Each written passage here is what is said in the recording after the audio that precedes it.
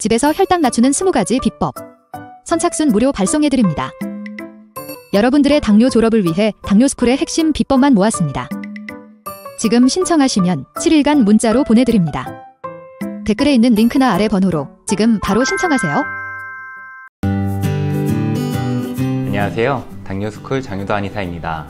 당뇨에 의한 발저림은 가장 흔한 당뇨 합병증 중에 하나입니다. 그래서 그런지 진료실에서 많은 분들이 발저림을 호소하시는데요. 오늘은 당뇨 발저림이 있을 때 스스로 증상을 완화할 수 있는 여러 생활 습관에 대해 알아보겠습니다.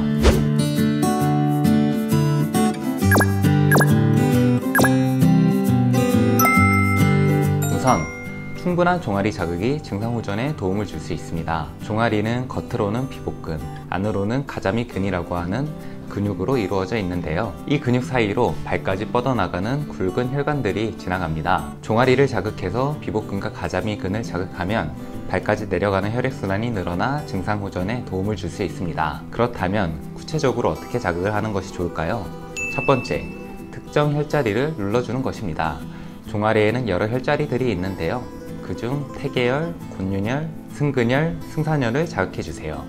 이 혈자리들은 한의원에서 침치료를 할 때도 자주 쓰일 정도로 효과가 우수합니다. 태계열과 곤륜혈은 서로 마주보고 있는데요.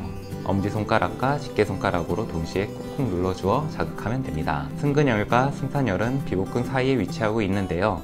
엄지손가락으로 꾹꾹 눌러주세요. 중간에 일하다가 쉬실 때, 자기 전에 등 시간이 날 때마다 눌러주시면 됩니다. 두 번째, 가자미근 푸시업입니다. 가자미근 푸시업은 이전 영상에서도 여러 번 소개한 방법인데요. 가자미근 푸시업은 혈당을 낮추는 데에도 직접적인 도움을 줄 수 있고 다리 혈액순환을 늘려 증상이 개선되는 데에도 도움이 됩니다. 허리를 펴고 바른 자세로 앉은 채로 발 뒤꿈치를 힘차게 들어주세요. 이후에 천천히 발 뒤꿈치를 내립니다. 이 행동을 반복해 주시면 됩니다. 셋째, 종아리 스트레칭입니다. 종아리 스트레칭을 해주는 것만으로도 종아리 자극을 할 수 있는데요. 앉은 상태로 폼롤러나 밀대를 종아리 밑에 위치한 상태로 조금씩 굴려주세요. 긴장된 근육을 풀어줘 혈액순환을 늘려줄 수 있습니다. 다음으로 매일 자기 전 족욕을 하는 것이 좋습니다. 따뜻한 물에 족욕을 하면 느려진 말초의 혈류를 빠르게 하면서 손상된 신경조직을 이완시켜 불편함을 줄여줄 수 있습니다. 또한 말초를 따뜻하게 하면 뇌에서 느끼는 통증 역치를 높여서 증상 완화에 도움을 줄 수 있습니다. 족욕은 수치상으로는 대략 40도에서 45도 정도가 적절한데요. 스스로 느끼시기에 기분 좋게 따뜻한 정도면 좋습니다. 다만 발저림이 심한 경우 감각 기능이 떨어져 온도를 제대로 느끼지 못하는 경우도 있는데요. 이런 경우는 꼭 온도계를 써서 적절한 온도인지 확인하는 것이 좋습니다. 이 정도의 온도에서 15분 정도 해주시면 됩니다. 먹는 걸로도 발저림 증상이 심해지고 좋아질 수 있는데요. 먹는 걸로 발저림 증상을 개선하려면 혈당이 급격하게 올라가는 혈당 스파이크를 막는 동시에 평균적인 혈당을 낮추는 식사법을 유지하면 됩니다. 이를 위해서는 첫째로 거꾸로 식사법을 하는 것이 좋습니다. 거꾸로 식사법은 밥을 먹고 그 이후에 반찬을 먹지 않고요. 반찬을 먼저 먹고 밥을 먼저 먹는 방법인데요. 식사 순서를 바꾸는 것만으로도 혈당이 상승하는 것을 줄여줄 수 있습니다.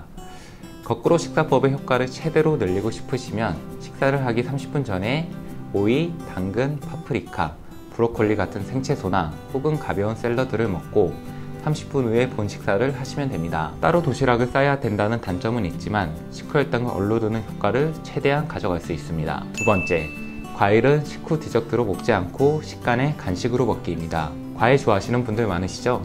근데 과일은 혈당을 꽤 올리다 보니 당뇨가 있는 분들에게는 부담이 되는데요. 특히 식후에 디저트로 과일을 먹으면 혈당이 매우 많이 올라갈 수 있습니다. 과일을 먹기 가장 좋은 시기는 식간, 즉 아침, 점심 식사 중간에 혹은 점심, 저녁 식사 중간에 먹는 것인데요. 이렇게 드시면 좋아하는 과일을 드시면서도 혈당이 오르는 것을 최소화할 수 있습니다. 마지막으로 한약치료가 발저림 개선에 도움이 됩니다. 한의학에서는 발저림 증상을 마목이라고 하는데요. 동의보감에서는 마목의 원인을 연기가 흐르지 않는 경우, 기화한 경우, 수땀이 있는 경우, 어혈이 있는 등으로 나눴습니다. 원인에 따라서 처방도 다양하고요. 이전부터 발저림이 있는 경우 한의학으로 치료하는 경우가 상당히 많았기 때문에 분류도 다양하고 치료법도 다양합니다. 몸 상태에 맞게 최선의 처방을 받으면 호전도 빠른 편이고요. 우선 스스로 생활습관 개선을 해보시고 알려드린 방법도 실천해보세요. 스스로 노력하셨는데도 잘 개선이 되지 않으면 진료를 받아보시는 것을 추천드립니다. 추가로 오늘 말씀드린 내용을 포함해 당뇨를 극복할 수 있는 비법 20가지가 담긴 편지를 발송드립니다. 매일 아침 10시에 발송해 드리는데요.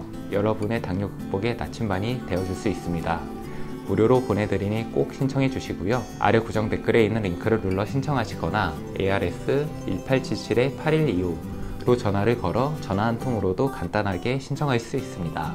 마지막으로 당뇨스쿨에 매주 3개씩 업로드되는 당뇨스쿨 영상 꼼꼼히 챙겨보기 힘드셨죠? 영상들 요약해서 카톡으로 보내드릴게요. 카카오톡에 당뇨스쿨이라고 검색해서 친구 추가해주세요. 주 3회 업로드되는 영상과 월별 최신 뉴스, 당뇨인을 위한 제품 및 할인 정보 등을 매주 카톡으로 받아보실 수 있습니다. 아래 고정 댓글 확인하시고 지금 바로 카톡 친구 추가하세요. 감사합니다.